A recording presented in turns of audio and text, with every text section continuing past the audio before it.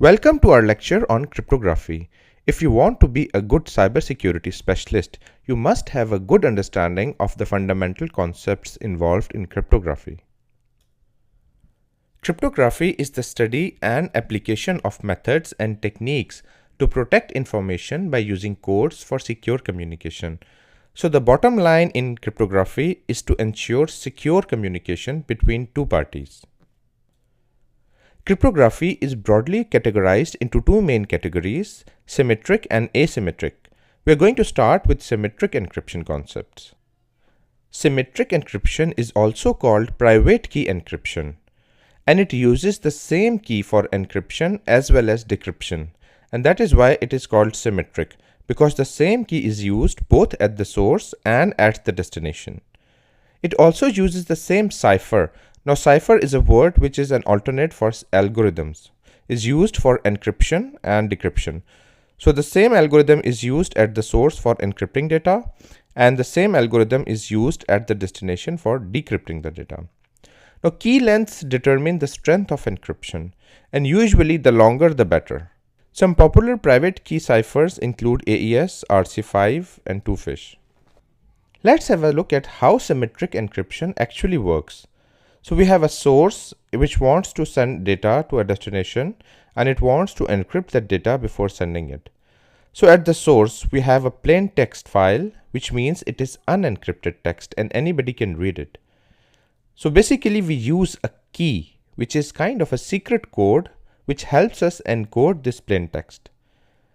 In addition to the key, we need an algorithm, which is basically going to take the key and the plain text data, and it's going to do some steps, some operations, in order to provide us with the ciphertext, which is basically the encrypted text. So using the key and the algorithm with plain text as the input, we get a ciphertext as output, and this completes the encryption part. Now the basic aim of encryption was so that we could transmit data over the public internet without compromising its confidentiality. So that's exactly what we did. We converted plain text into ciphertext, and then the ciphertext, which is basically encrypted data, and even if somebody gets a copy of it while it is flowing over the internet, they would still not be able to easily break it because it's encrypted. Now at the destination has received the ciphertext, which is the encrypted text, and the process now needs to be reversed. So at the destination, it needs to use exactly the same key which was used to encrypt the data. Consider it exactly like a numbered lock. So you really need to line up exactly those same numbers if you want to unlock it. So using the exact same key and using the exact same algorithm, we can decrypt this data. So we convert the ciphertext back into plain text, and this is called the decryption. And this is how the source is able to encrypt plain text data into ciphertext, transmit it over the internet, and then the destination is able to get back the plain text from the ciphertext. Perhaps the single most important factor which can determine the strength of encryption is the key length. The longer the key, the better. So let's say you have a password with X number of characters. For every character, you can select either from A to Z, which are basically 26 different alphabets, or digits 0 to 9, which are 10. So 26 plus 10, 36 possibilities for each of these cells or each of these characters. But computers, they need digital numbers, they understand binary numbers. So we always talk about bits. So we talk about key lengths in terms of bits. Since we're talking about binary, so every cell or every bit can either be 0 or it can be 1. So if you have a key which spans n bits, then it means you have 2 raised to the power n different combinations possible. Let's have a look at a comparison table which shows us how increasing key lengths make breaking encryption difficult. So let's say if you are selecting a key length of 56 bits, which means that you have 2 raised to the power 56 different combinations, and using a good state-of-the-art computer, you can break it in 20 hours. But if you increase the key length to 128, the possible combinations now jump to 2 raised to the power 128, and it would take 5 into 10 raised to the power 17 years to break it using the same computer. And say if you increase the key length to 256 bits, then you have 2 raised to the power 256 different combinations, which would take 7 into 10 raised to the power 56 years. So nearly impossible to break. So the bottom line that we need to understand is that it is always advisable and in fact recommended to use long key lengths. A very popular and state-of-the-art symmetric encryption scheme is AES, Advanced Encryption Standard. It is so strong that it is even acceptable for military purposes. AES offers various key lengths starting from 128, 192 up to 256 bits. The key length determines the strength of the encryption, so obviously AES 256 would be considered stronger compared to AES 192 for instance. AES has several implementations and it's widely adopted in the industry and it is used in a large number of applications. In contrast to symmetric encryption, we also have another type of encryption which is asymmetric encryption, also known as public key cryptography. Now, the main difference between symmetric and asymmetric is that in symmetric encryption, both the sender and the receiver use the same secret key.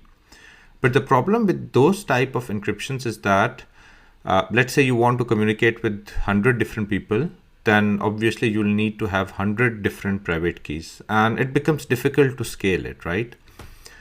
So the solution to that is public key cryptography. So what happens in public key cryptography is that, let's say you have a plain text document. So what you're going to do is that you're going to use the public key of the destination. So the destination, let's say it's a server, it has shared its public key, which is known to everyone in the world. And you basically encrypt your document using this public key, right? So now the thing is that with asymmetric encryption, anything that has been encrypted with a public key can only be decrypted by a private key, which is secret, right? So it's like asymmetric. You're not using the same key for encryption and decryption. You're using two different keys. So if you want to send a message to a destination which you want to make sure that it's encrypted, you need to encrypt it using the public key of the destination and then send this message over the internet. So even if somebody eavesdrop, on this message right here, it's not a problem. So at the destination is going to use its private key. Now this one is secret and it is only known to this, the destination. And once it basically decrypts this, so basically we have completed the decryption part of the process. Now, a couple of points to keep in mind. The first being that you cannot decrypt a message or a file that has been encrypted using a public key using the public key again. So it only works with public key encryption, decryption with private key, and vice versa, right? Now, another important point which I want to clarify, which confuses a lot of people, is that, so let's say what happens if we go the other way around. So for example, if the destination encrypts a document using his private key, then is not basically encrypting it for the sake of secrecy, because everybody in the world, they have the public key and they can simply decrypt it, right?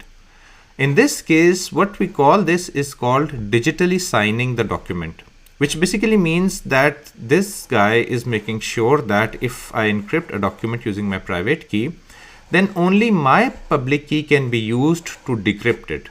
So it's just sort of an assurance that this was, signed by me. So this document is really coming from me. Now that's what we call digital signatures. So in a nutshell, just to reiterate, in public key cryptography or asymmetric cryptography, if you want to ensure confidentiality, then you'll be using the public key of the destination to encrypt the message, which the destination can then decrypt using his private key. And these two keys are different. You won't be able to decrypt a message which has been encrypted with a public key using the public key again, right? So that ensures confidentiality. But if the flow is the other way around, if this destination is encrypting a document using the private key, then it just means that he's making sure that, telling people that I have signed this document, because everybody can decrypt this document using the public key. This is public knowledge, right? So in this case, We're not talking about confidentiality or secrecy. Now, a couple of important points which I would like to reiterate. The first is that if you want to ensure confidentiality, so basically what you need to do is that you need to encrypt the data using the public key of the destination or the receiver. And at the receiving end, the receiver is going to use the secret private key for decrypting the data. And please keep in mind the private key is completely different from the public key. Now the point that we're trying to make is that the data that has been encrypted by public key cannot be decoded with the public key, and it must use the private key at the destination for decryption. Now on the other hand, if a sender is using his private key to encrypt something, then it's not really for secrecy, because everybody in the world has the public key and they can simply decrypt it. In that sense, it's just called digitally signing a document, which basically means that the sender is saying that, okay, here is this document. I have encrypted completely, full document or maybe a small part of it. And so basically general public can simply use the public key of that sender and then decrypt or, check whether this document actually came from this sender or not. The point being that only his public key can be used to decrypt this document, not somebody else's. So that's the key point to understand. The magic is basically in special mathematical operations, which allow the use of two different types of keys. So basically the difference between symmetric and asymmetric being that in symmetric we have exactly the same key at both the sender end and the receiver end. However, in asymmetric encryption, we're basically using two different keys. So one of the reasons why we needed asymmetric encryption was because private keys cannot always be safely exchanged on public networks like the internet. So asymmetric encryption is required to create that initial trust, the initial encrypted end-to-end communication channel, over which you can even exchange symmetric keys and then use them later on for encryption or decryption. But for the initial secure and encrypted channel, you definitely need asymmetric encryption. Another reason why you may want to consider asymmetric encryption is because symmetric keys are not really scalable. So imagine if you are a user and you want to communicate with n different entities. So you'll be requiring n different symmetric keys if you're using asymmetric encryption. Because you need a different key for A to 1 communication, for A to 2 you need a different key, and so on up to n. So if you're talking to n people, you need n different symmetric keys. So imagine if you want to communicate with thousands of different servers, you'll need thousands of different keys. So it is obviously not a scalable solution. Now contrast that with asymmetric encryption. So if you're using asymmetric keys, you just need two keys and that's it. So one is the private key, which would be used by A, and the second is the public key, which is published to all the users and it is public. Some popular asymmetric solutions include Diffie-Hellman, which is used for key exchange between two entities. We also have RSA, which is used for actual encryption or decryption, and we have ECC, which is again used for actual encryption and decryption, and there are several others available as well. A quick recap on the differences between symmetric and asymmetric encryption. So in symmetric encryption, we always use the same key for encryption as well as for decryption. But in asymmetric encryption, we use different keys, private and public. In symmetric encryption, encryption and decryption algorithms or ciphers are exactly the same. But in asymmetric encryption, we have different encryption and decryption algorithms because we are using different keys for encryption and for decryption. A major problem with symmetric encryption is that it is not always possible to exchange keys safely, because to start the encryption process, the two ends need to have the same key, and there is no way to exchange these keys without incurring some sort of a risk. In contrast, asymmetric encryption can be done on public networks. In fact, it is designed for communication over public networks. One advantage of symmetric encryption is that it's very fast, whereas asymmetric encryption is a bit slow. And one of the reasons is because it's using different encryption and decryption techniques. Now, since symmetric encryption is very fast, so what we normally do is that we create the initial secure channel using asymmetric encryption, but once that is in place, we exchange symmetric keys or session keys, and then we use symmetric encryption for quick and efficient encryption and decryption of data at the two ends. But for the initial establishment of the trust of the secure channel, we use asymmetric encryption. And then within that tunnel or within that channel, we can exchange symmetric keys as well. Another difference between the two encryption schemes is that for offering the same strength, symmetric key encryption requires smaller key lengths compared to asymmetric encryption. And this stems from the fact that asymmetric encryption is designed to allow for two different keys to encrypt and decrypt. So that's why we generally need longer keys in asymmetric encryption in order to provide the same level of safety as symmetric encryption. So that concludes our lecture. I'll see you in the next one.